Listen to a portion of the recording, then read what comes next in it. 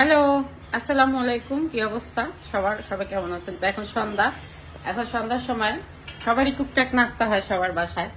তো আমার সন্ধ্যার সময় আমার বাসায় কি নাস্তা হয়, সে নাস্তাটা আমি বানাই না। বলবেন যে না, নিজের প্রশংসা নিজেই করতেছে। আমি বানাই না, সেই নাস্তাটা আমার আম্মা জান বানায় প্রতিদিন সন্ধ্যায়। আলু সিদ্ধ করে সেটা ভাজে, টুকটাক করে বানায়। মানুষ যে বলে যে চাকরিজীবীর মেয়েরা বা চাকরিজীবীর ছেলেরা এরা আসলে গুণী হয়, আসলে সত্যি কথা। কিন্তু কারণ আমরা সারাদিন বিদ্যালয়ে থাকি, সন্ধ্যার সময় বাসায় আসলে নামাজ পড়ার পর মনে হয় না আর কিছু করি, তখন এই বাচ্চারাই কিন্তু আমাদেরকে টুকটাক একটু হেল্প করে। এটা যারা চাকরিজীবী মা আছে তারাই শুধু জানে। তো আমার আম্মা জান কি বানাচ্ছে আজকে আপনাদের সাথে আমি শেয়ার করব। তো আজকে আমার মা রান্না করতেছে কি, এটা কি দিছো, ম্যাটেরিয়াল কি দিছো? আলু আর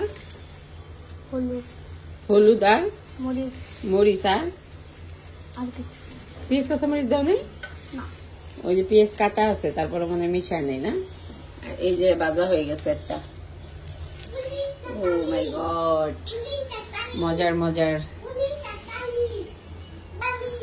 দেখছেন আমার কত সুখ। যারা আমার দেখে জ্বলেন তারা আরেকটু জ্বলেন। দেখেন আমার মেয়ে আমাকে বানাই দেয় আর আমি খাই। কি দেও, আবার সসও পড়াই দেয়, দেখছেন?